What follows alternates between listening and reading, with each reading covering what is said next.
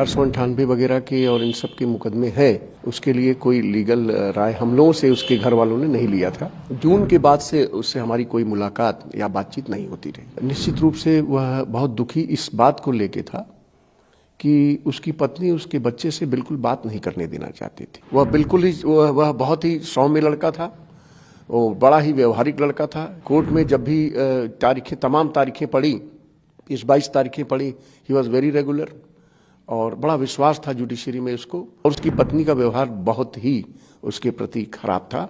और आगे ये जुलाई से लेके या जून से लेके इसके बीच में क्या हुआ, ये निश्चित रूप से इन्वेस्टिगेशन का विषय है। देखिए, तमाम मुकदमे उसने कर रखे थे उनकी पत्नी ने, अतुल सुभाष के, और 498 डाइवोर्स का भी एक मुकदमा किया गया था, डोमेस्टिक वायलेंस का भी मुकदमा था, और 125 का जो मुकदमा चल रहा था तो वो हम लोग देख रहे थे। और 125 के मुकदमे में 29 जुलाई 2024 में फैसला हो गया था। फैसले में क्या हुआ था और किस तरीके का वो फैसला था?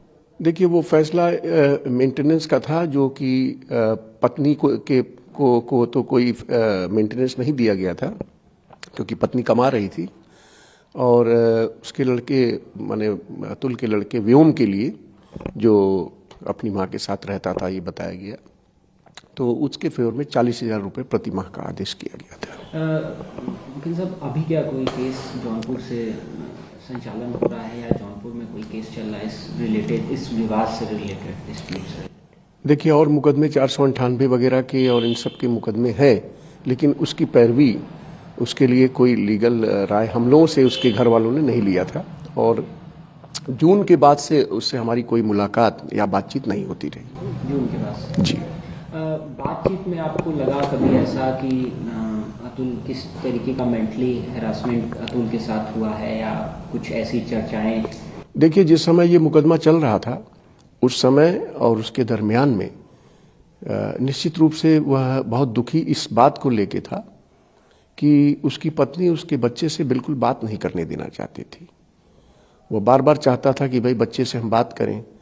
उसकी कोशिश यह भी थी कि अगर दूर पे हैं तो वीडियो कॉलिंग के जरिए मैं अपने बच्चे से बात कर सकूं, लेकिन इन सब चीज़ों के लिए जो है उसकी पत्नी जो है बिल्कुल नहीं चाहती थी कि वो बात करे, और इस बात को लेके वो बहुत दुखी था। वकील साहब, बात की जाए अगर जो जिस तरीके का FIR सामने पे लॉज है, चाहे बेंगलुरु में भी लॉज है, उसमें क्या सजा है और किस तरीके की सजा हो सकती है और क्या साबित होना है? देखिए, मेरे पास तो अभी FIR नहीं आया है।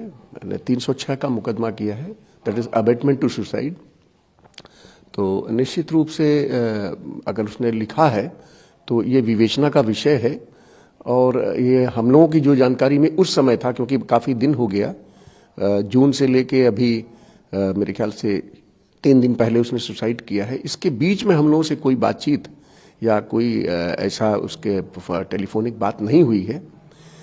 लेकिन यह है कि वह अपने बच्चे जो जिस समय आता रहा, तो बच्चे से न मिलने के कारण उसके पत्नी के व्यवहार से, उसके घर वालों के व्यवहार से बहुत दुखी था। वकील साहब, अब बड़ा सवाल ये है कि जब परिवार जिनके ऊपर मामला FIR लॉज है, उनकी माँ और उनके भाई, मतलब साले उनके अतुल के, और साथ में और भी लोग जो भी फरार हैं, जी जी, घर पे ताला लटका है, तो अब क्या आप लोगों की तरफ से स्टेप होगा या अब क्या सजा बदलेगा या सजा अब किस तरीके का हो सकता है, अब किस तरीके की धाराएं बढ़ सकती हैं उसमें? देखिए, ये तो सही बात है, ये इन्वेस्टिगेशन का विषय है और इस पे निश्चित रूप से इन्वेस्टिगेट करना चाहिए पुलिस को कि क्या सरकमस्टांस में हुआ। लेकिन वह बच्चे को लेके दुखी था और निश्चित रूप से इसके बीच में जो प्रताड़ना उसको दी गई होगी वह भी निश्चित रूप से इन्वेस्टिगेशन का विषय है। और इस समय प्रीमैच्योर रूप से कोई चीज़ मेरे द्वारा कहना जो है वो बिल्कुल ठीक नहीं है। लेकिन निश्चित रूप से वह दुखी था, अपने बच्चे को न मिलने के नारे बहुत दुखी था। मतलब जैसे अतुल के ऊपर तमाम आरोप उनके ऊपर भी लगाए जा रहे हैं कि अतुल साइको है, तो आप क्या बताना चाहेंगे? नहीं, ये बिल्कुल गलत है। वह बहुत ही सौम्य लड़का था, वो बड़ा ही व्यवहारिक लड़का था, ही वॉज वेरी कोऑपरेटिव। तो कोर्ट में जब भी तमाम तारीखें पड़ी, 22 तारीखें पड़ी, ही वॉज वेरी रेगुलर और बड़ा विश्वास था जुडिशरी में उसको। अब बच्चे को न मिलने देना तो यह निश्चित रूप से हम लोग देखते थे, इस नाते वो बहुत दुखी था और उसकी पत्नी का व्यवहार बहुत ही उसके प्रति खराब था। और आगे ये जुलाई से लेके या जून से लेके इसके बीच में क्या हुआ, ये निश्चित रूप से इन्वेस्टिगेशन का विषय है और ये बिल्कुल इस तह पे जानना चाहिए कि किस ढंग से जो है उसको फिर ब्लैकमेलिंग वगैरह तो नहीं किया गया, ये देखना होगा। लीगल प्रोस्पेक्टिव की अगर बात करें कि लीगली रूप से क्या होता है अगर ऐसे जो आरोपी होते हैं एफआईआर लॉन्च होता है और वो भाग जाए तो? देखिए, ऐसा है कि बीइंग कानून की दृष्टि से अगर आप सवाल पूछते हैं तो कानून की दृष्टि में हर आदमी जिसके ऊपर मुकदमा हो जाता है, चाहे वो गलत हो या सही हो, वो भागने की कोशिश करता है। लेकिन प्रथम दृष्टिया निश्चित रूप से इसको लोग कहते हैं कि कहीं न कहीं से गलती उनके द्वारा है।